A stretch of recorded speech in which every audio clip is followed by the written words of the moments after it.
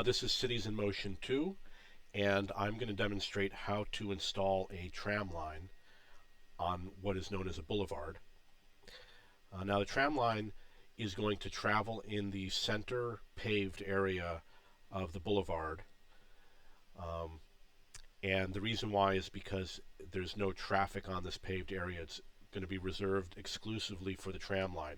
It's going to go all the way across the north of the map, and then it's going to turn south heading down this boulevard, and I'm going to take it down as far as I can go. So the first thing I'm going to do is find a spot to put my depot, and I think the best spot is probably going to be in this free area over here somewhere. So I'm going to go to the red tram structures. I'm going to pick the largest depot, and the depots are very inexpensive, so don't worry about the cost of a depot. And I can rotate it by clicking on the right mouse button, even though it does not appear to be rotating. But ideally, I want to be able to fit it into this area right up over here. But okay, there it is. That's exactly where I would like to fit it. So I'm going to drop it there, and I'm going to build a dedicated road for my trams.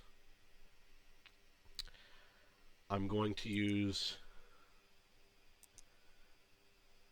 a dedicated bus line, and I'm going to connect it to this intersection here. Hopefully the connection will go through without any problems. When you have a problem where it's difficult to make a connection, one of the ways to fix it is to just reverse it. So I'm going to try to build in the opposite direction. That should make it a lot easier. So I have a little bit of a road here that I can build off of.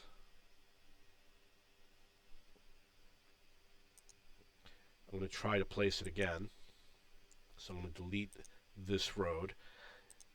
And if I cannot place a road from here, I'll find another way to do it.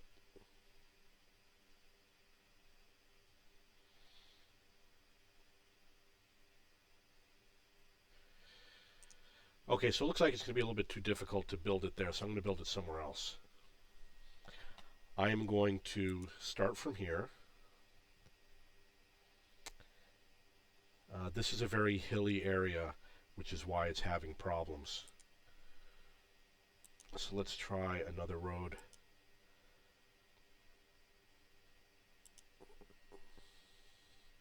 I'm not overly concerned with building an extra intersection here. Normally you want to keep the number of intersections to a minimum. However, this is not a high traffic area. There's never going to be a lot of cars right here because we're at the absolute north of the map, and there's nowhere for them to go and there's nowhere for them to come from.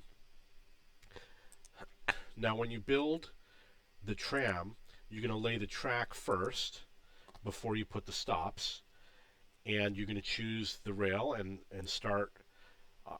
In this case I'm going to do double, so it's going to do the outgoing track and the return track at the same time. And if you place it in order from intersection to intersection, it will do all the connections. So ideally you want to do it that way. You don't want to skip around too much.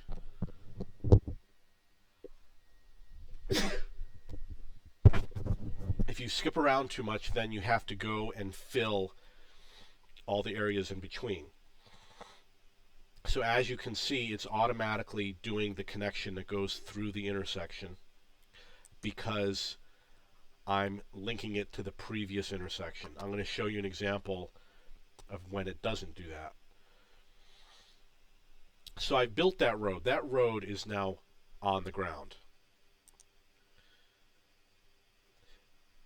I'm going to click the opposite button to reset it. So now what it's doing is it's starting a new rail, and you'll see that when it starts this new rail, it's not connecting it to the previous rail. So if you want to connect it to the previous rail, you have to select the previous rail and then continue to the new place, and then you'll see those connections. So it's a lot easier to do it in the order from the beginning of the depot all the way to the end of the route. And there's going to be one exception, which is going to be when we get to the terminating point, which will be some form of a loop where the train turns around. We're going to go to a single rail, and we're going to find a method for turning the train around using the least amount of distance possible. Usually you travel around a block, or if you have to, you can lay down a special road for the tram and have it loop around. When you do lay the tram, you're going to have to place stops, and the way stops are going to be placed is dependent on the influence area. Now here's where I'm going to start heading south. It's laying both tracks, the outgoing track and the return track.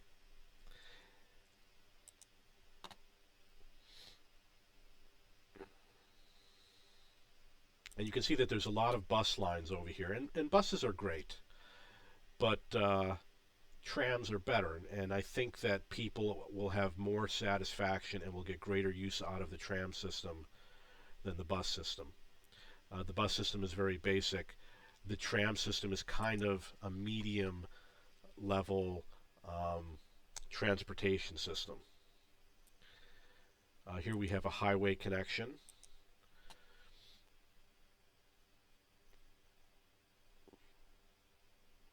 The other issue that I should mention is that I did purchase the upgrades, which include vehicles. So I have additional buses and I have additional trams that are not with the base Cities in Motion set. And this is not going to cover those the difference between what you may have and what I have, but I do have the extra vehicles. And the reason why I purchased it is because it only cost a few dollars. And I really love playing this game. That's something that really needs to be mentioned about city building games. There's a lot of different city building games, such as SimCity and Cities XL. And this is the one that I think I've spent the most time with one city. Usually, with a game like Cities XL or SimCity, at some point you might not want to play your city anymore and you want to start over because you have different issues with the game. But this particular game, I've continued onward. I've been playing the same map for probably a year and a half. I think it has more gameplay in it than some of the other city building games. Tropico is another example. With Tropico, due to the gameplay and bugs and things like that, I just chose not to play it very long. Now over here we've come to a terminating point. We can't really build it any further using the same philosophy. So what I'm going to do is I'm going to find a way to turn the tram around and bring it back heading north. And one way to do it is to loop it around the block, or to make a small connection. And what I'm going to do is I'm going to make a small connection. I'm going to make a tram only road, and I'm going to try and build it across from here. Let's see if it works. But somehow it's going to go across. Just don't know how yet. And it looks like right there. Now I'm going to lay down a single lane tram track. It's going to start here, which is highlighted in green. It's going to continue to the median. It's going to turn northward. It's going to take the bus-only lane. It's going to take the outer lane, and then it's going to turn back into tram. Now, one of the issues that just came up is that this road does not permit a turn, which would be a right-hand turn, to connect the tram track. So I'm going to have to fix that by laying down a road such as this. No matter what you do, and in this type of a case, I'm going to have to destroy some houses, or make weird intersections. It just needs to be done. This is a very difficult area to build. It is on the edge of the city, so I'm not worried about traffic congestion. I just want to make sure this tram gets to where it needs to go. It looks like there's a chance I might have to use the existing roads in order to get to where I need to go. Okay, so I'm going to delete this tram track right here. In fact, I can delete this entire system that I laid out. I'm going to leave that road in for now. And I'm going to see if this will go around, and it looks like it will not. So it can't make that turn, which means I have no choice but to go around this block. And then I will turn up through here, through the existing roads. And hopefully everything will connect. Now, one of the issues that we have is that we've got an extra track here that we're not using. So I'm going to delete that track. And hopefully everything is connected properly. It looks like it is. And now I'm going to begin placing stops on the tram line. And I'm going to go back to the depot, which is somewhere in this area. This is the depot right here. And I'm going to pick a tram stop. And I always pick the most expensive, highest quality tram stop because I want the best satisfaction for my riders. I want to get the best ridership. I'm going to place one. The way I place the stops is going to be, I'm going to put one on one side of the intersection, like so. And I'm going to put one on the other side of the intersection, like so. So you can see that there's a stop here and a stop here. One is for the traffic that is going out, and the other one is for the traffic returning. One of the things you have to be careful is you don't want to place these tram stops where this red arrow is, which is near the bus stop. If you place it there, or if you place it here on the near corner, the people will not be able to get to the tram because the track is in the median. The only way that they can get to that stop is if the tram is on the road next to the shoulder, which is the sidewalk. So there's now a red circle. You can see a red circle on the map, and that shows the coverage area for the tram stops. So when I build my next tram stops, I'm going to find an intersection that overlaps the red circle and allows me to place both stops so I get the best coverage possible.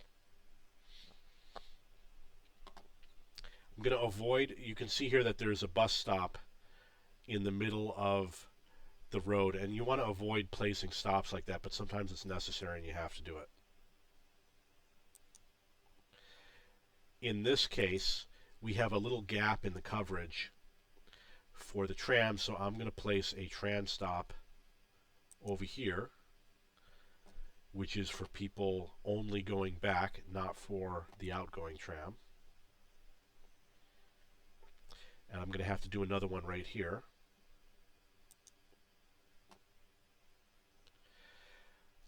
If you place your service, your transit service, you're going to have gaps depending on how close you place the stops to the previous stop. And gaps obviously prevent people from using the transit system. So there is a solution. There's two ways to resolve it. One is to place your stops closer together. Another solution is to place a line near near the existing line.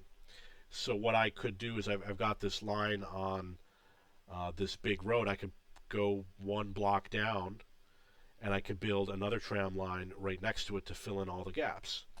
And the third way is to make a special route, which you would usually do with buses, that only goes to the areas that have a gap and offers service to those areas. And I have some routes that do that. What you would do is you would look at your coverage map. You can see that there's a building here and here that appear to have no coverage. And what I would do is I would place a bus stop right there, and I would run a line from one to another and then connect it to the regular network so that they can make their normal transfers. One of the things that I don't like about the game is that when you place a stop, it has to have a certain amount of time that it spends. It estimates how much time each vehicle is going to spend waiting at each stop. So let's say you have 10 stops, and it's going to say, well, it's going to be like a certain number of seconds or minutes interval to get from one stop to the next stop. But it's not accurate. So what happens is if you place stops that are close versus some that are of a medium distance, it might say that it takes the same amount of time to get from stop to stop when really it doesn't. So the interval system is not completely accurate, and I'll show you now what I mean. Actually, I can't show it right now. It's at the point where you assign the stops to the route that you see the problem. Over here you can see there's a traffic jam that's causing the 61 bus line. It looks like there's 7 or 8 buses to back up, and that's a problem that should be fixed. It's possible that I ran a lot of buses on that line to try and keep people from becoming unhappy.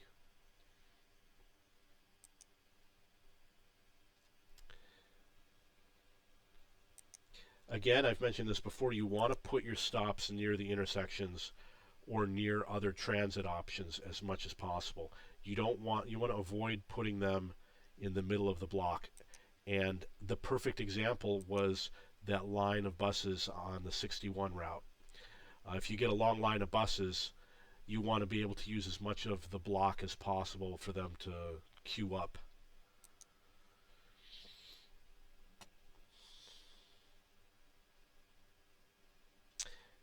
And in the previous version, if you were too close to the intersection, the front of the vehicle would block traffic in the intersection, but I haven't seen that problem in this game.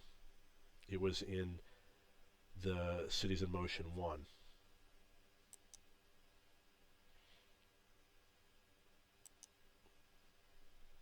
The other issue that you're going to have, okay, you see I placed a stop where there's no rail, and when I did that, the stop shows up in red. We'll take a look at that later.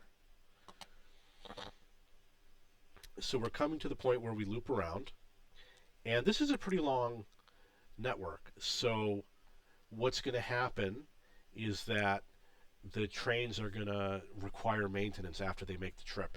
So there's a possibility that I might only run trams that have a low maintenance time. One of the things that I also did differently is that I placed the tram stop here on my bus only lane. And I could have done it here on the right on Birdsong Court, but if I do it on the bus only lane, it decreases the chance that it impacts the regular traffic. And as you can see over here, there is this stop that has a red 0 in it, and it says not connected to track.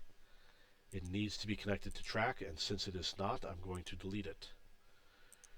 Over here we have a small street called Olive Street. And Olive Street has a very small amount of track on it. It's not a wise idea to put a stop over here. Okay, so I've laid down all the stops, and now I'm going to add what's called a line, create new. I'm going to show you all the existing lines.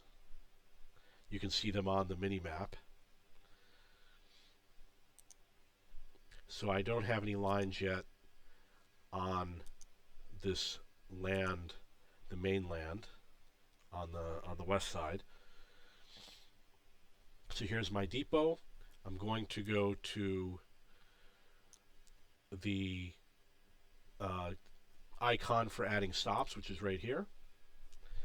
And I'm going to add the depot, which will show up if you look at the upper right hand corner of the screen. You're going to see that I've added it.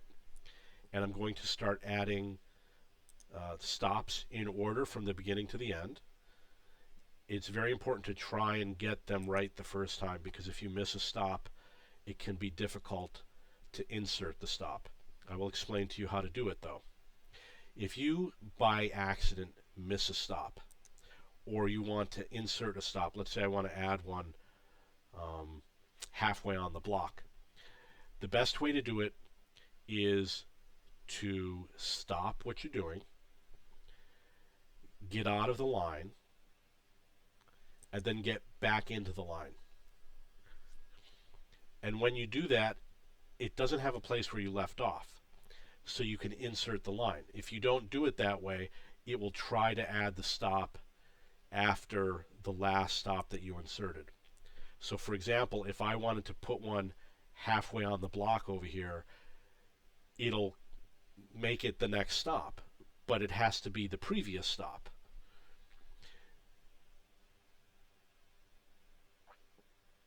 And I'm sure you'll come across a problem and you'll understand what I mean. It'll make weird loops on the streets.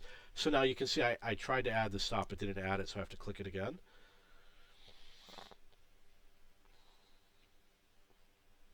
Now as I add each stop, it will appear on the list on the upper right. Unfortunately, once you add 6 or 7 of them, you won't see them tagged onto the bottom. But what you'll notice is that there's a little time. This one says +0, the next one says +30, +50, +120, +150, and it's something that I mentioned before when I was saying that if your stops are close together as opposed to a short distance apart, the timing is not 100% accurate. You'll notice that there's a lot of people over here that are walking to change to that other stop. So this bus is dumping a lot of people off so that they can make an exchange, and hopefully those people will be riding the tram in the future. So the point that I was making about the time is that when you add stops, you can add a lot of time to how long it takes for the vehicles to run on the route. So you want to pay attention to how many stops you have. The more time a bus is on the route, the more maintenance it's going to need. And if it requires a lot of maintenance, if you have a lot of vehicles that have a lot of maintenance problems, then your buses won't run. And not only will they not run, they may run but at half speed, or they might have breakdowns, and a breakdown is when it just completely stops somewhere, so it can actually prevent other buses from running. You can see that the 61 bus line is backed up. Now the reason why is because we have a very small intersection over here. It only allows one vehicle to advance when the light changes green. So the way to get these buses on this line to move forward is to get rid of this little tiny junction, which I will do in a future video.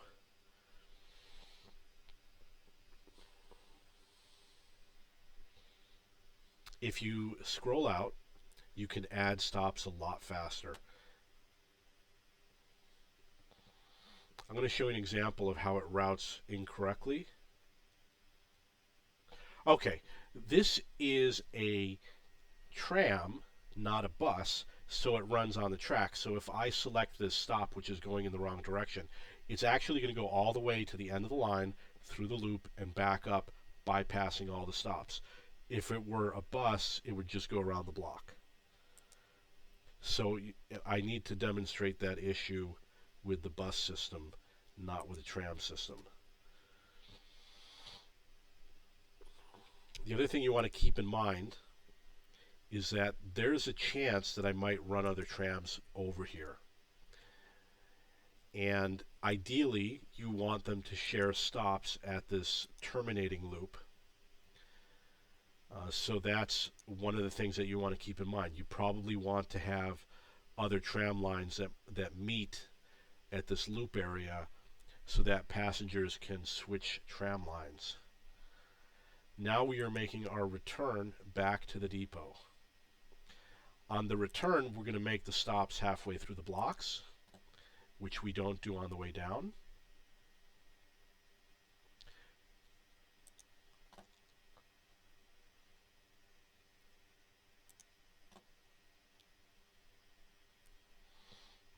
And that's done just to save a little bit of time.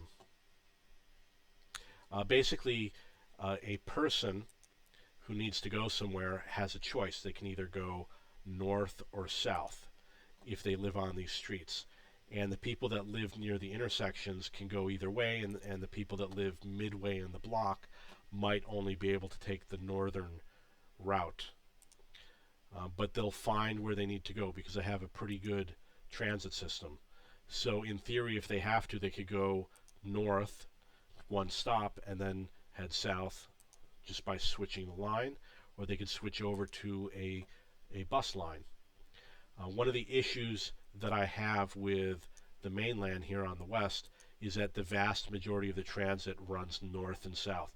I don't have a lot of lines that go across from east to west. So that's one of the issues that I have to solve.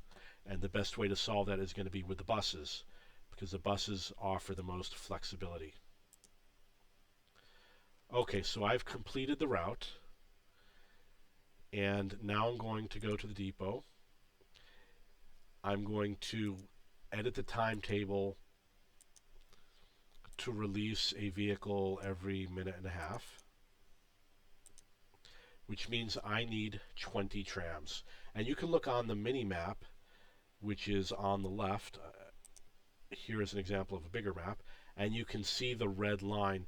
That's the route that I put in. I will turn it on and off so you can see. So it goes halfway or more on the mainland. I'm going to purchase my vehicles, and because it's a long route, we want vehicles that have a low maintenance requirement per 100 kilometers. This high capacity vehicle requires 10.5 minutes. This one requires only 5 minutes, so half as much time. I'm going to buy a bunch of those.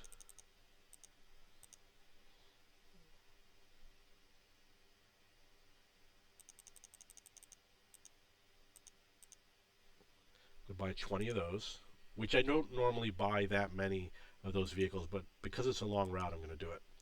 And I'm going to buy a couple of the high capacity cars. Maybe I'll buy 10.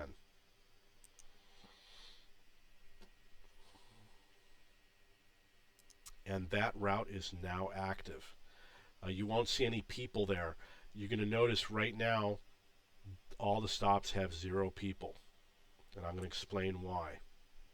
When you have a new line, there's going to be 2 sources for people. One is that they're going to walk from their home and they're going to go to the stop and wait for the vehicle. And the second is they could be anywhere on the map and they're going to use the existing transit system to come to a nearby stop, and then they're going to walk to the new stop. If they use that second method coming from elsewhere on the map, it's going to take them a long time to get there. It could take 5-10 minutes of gameplay before they start showing up on this new route, especially if they're already planning on using a different route. So first you're going to get the local people that live in the neighborhood that walk through, and then you're going to start getting people that came a longer distance to make a connection. And you'll notice here we have an underground subway. I'll show you the underground subway. These trains can carry a lot of people. For example, you can see that this train carries 120 people. These trains can offload a large number of people, large number of pedestrians on this area, and they'll show up either at this little, that's called a teleporter, or this one on the other side, which is being blocked, but it's where the white circle is. And those people will then have to walk to the new line. The green transit lines can dump a lot of people onto your system, and the orange ones can carry the second most. So don't be surprised if you see a large number of people accumulating at one of your stops. Don't be surprised if it's because it's near one of these metro stops. In fact, it's a good idea to try and connect to those metro stops as much as possible. As I've said before, the vast majority of my lines are going north and south, which means that people have to walk east and west, and it's not the best way to do it. I do have some lines that are going east and west, and right now they're all monorails. So I did lay that line down. It's going to be a while before we get to see some real performance out of it.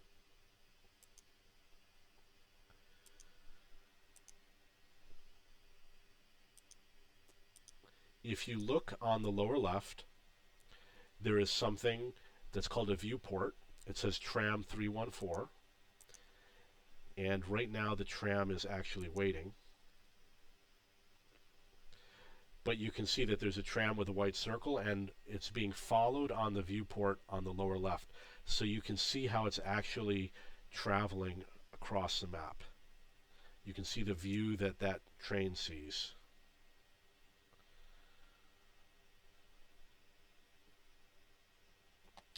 And obviously he's going to stop and pick up one of his passengers. There it is.